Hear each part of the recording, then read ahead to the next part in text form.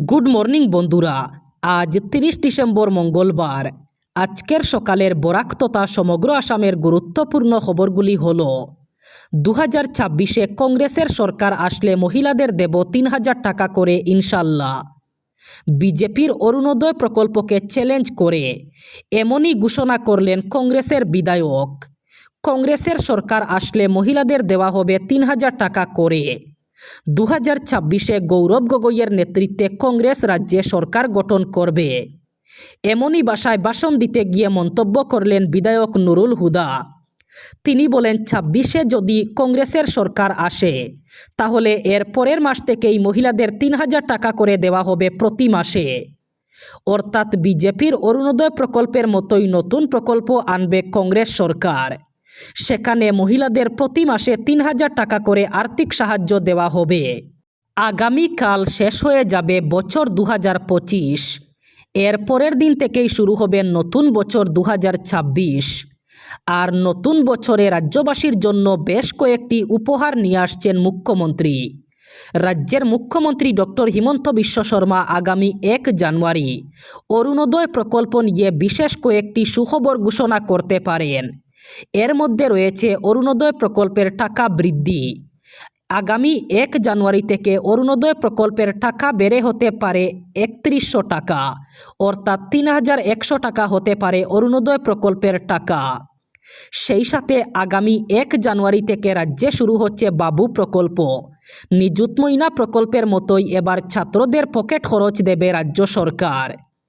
সেই সাথে আগামী 1 জানুয়ারি থেকে রেশন কার্ডে মাত্র 100 টাকায় 1 কেজি চিনি, 1 কেজি লবণ এবং 1 কেজি ডাল পাবেন রেশন কার্ডের গ্রাহকরা। ডিসেম্বর মাসের শেষ লগ্নে মারকুটে ব্যাটিং চালাচ্ছে শীত, ফলে কাঁপছেন বরাক সহ গোটা রাজ্যবাসী।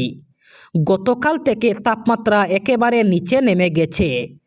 সর্বনিম্ন তাপমাত্রা ঘোরাফেরা করছে 12 ডিগ্রি সেলসিয়াসে, যা স্বাভাবিকের চেয়ে অনেকটাই কম। আবহাওয়া সূত্রে জানা গেছে আগামী 2-1 দিন আরও তাপমাত্রা কমার সম্ভাবনা রয়েছে। দুপুরের দিকে তাপমাত্রা বাড়াবে 20 ডিগ্রি সেলসিয়াসের আশেপাশে থাকবে। এদিকে রাজ্যের বিভিন্ন জেলায় সকালে ঘন কুয়াশা দেখতে পাওয়া যায়। রাতের বেলাও ঘন কুয়াশা থাকে রাস্তায়। 26-এর বিধানসভা নির্বাচনকে ঘিরে উদারবন্দের গেরুয়া রাজনীতি তপ্ত হতে শুরু করেছে। নতুন পুরনো প্রসঙ্গে পদ্ম শিবিরের অন্দরমহলে বইছে ক্ষোভের চোরা স্রোত। এ নিয়ে উদারবন্দের বিজেপি রাজনীতির অন্দরে বাড়ছে উত্তেজনাও।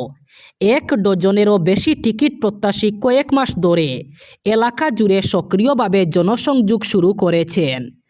ঠিক এমন সময় লক্ষ্মীপুরের প্রাক্তন বিধায়ক রাজদীপ গোয়ালার উদারবন্দে প্রার্থী হওয়ার সম্ভাবনা ঘিরে শুরু হয়েছে নতুন বিতর্ক।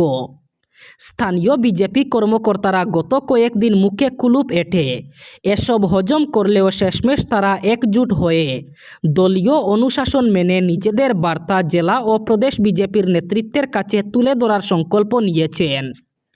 একাংশের অভিযোগ, উদারবন্দ আসনে অন্য সমষ্টির কিংবা নতুন মুখ চাপিয়ে দেওয়ার চেষ্টা করা হচ্ছে।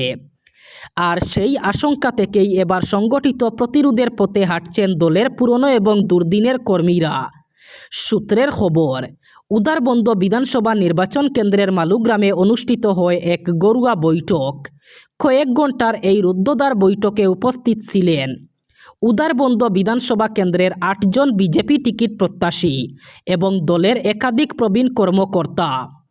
এতে উদারবন্দ আসনে দলীয় প্রার্থী নিয়ে আলোচনা হয়।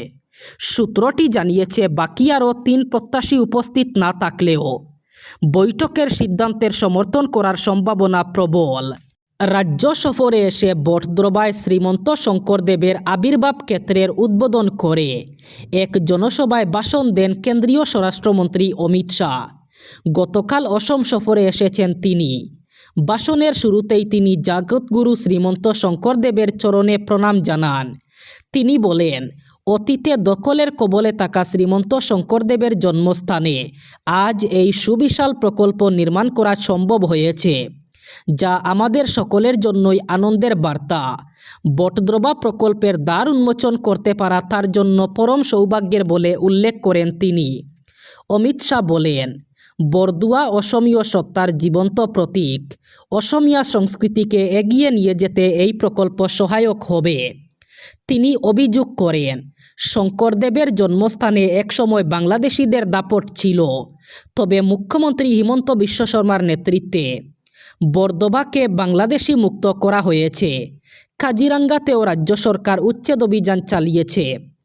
আইএমডিটি আইনের মাধ্যমে বাংলাদেশিদের রক্ষা করা হতো বলে অভিযোগ তুলে তিনি বলেন, এখন বেছে বেছে বাংলাদেশিদের শনাক্ত করা হবে এবং অসমের ভূমিকে বাংলাদেশ মুক্ত করা হবে।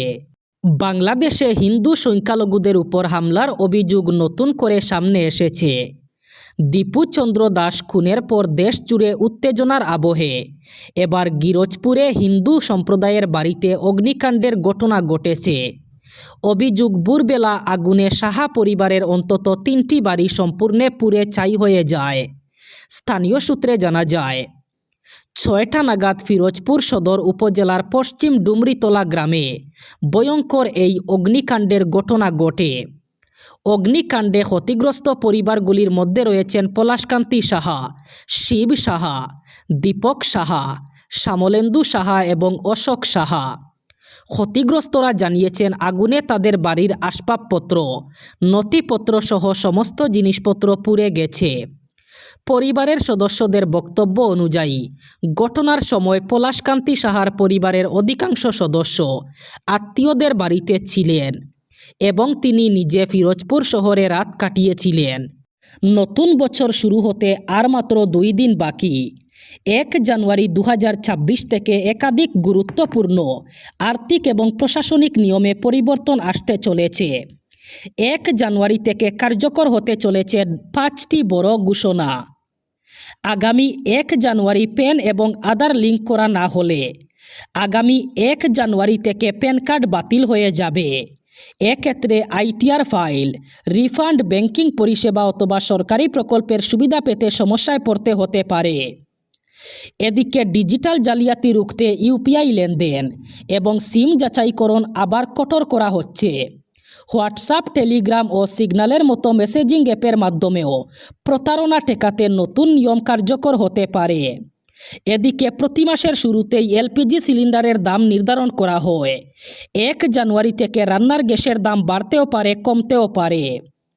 সেই সাথে প্রধানমন্ত্রী কিষাণ প্রকল্পের সুবিধা পেতে বেশ কিছু রাজ্যে ইউনিক ফার্মার আইডি বাধ্যতামূলক হতে পারে।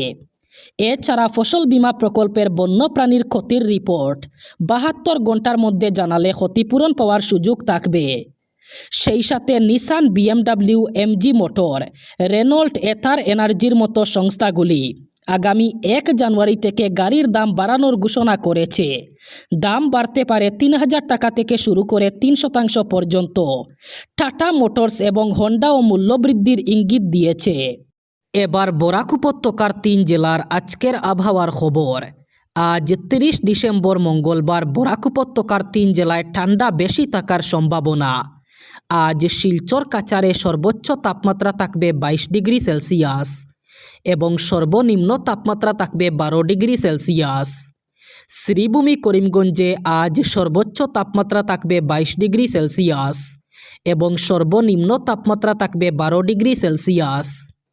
একইভাবে হাইলাকান্দি জেলায়ও আজ সর্বোচ্চ তাপমাত্রা থাকবে 22 ডিগ্রি সেলসিয়াস এবং সর্বনিম্ন তাপমাত্রা থাকবে 12 ডিগ্রি সেলসিয়াস। এই ছিল আজকের সকালের গুরুত্বপূর্ণ খবরগুলি। ভিডিওটি অবশ্যই লাইক করবেন এবং চ্যানেলটি সাবস্ক্রাইব করবেন।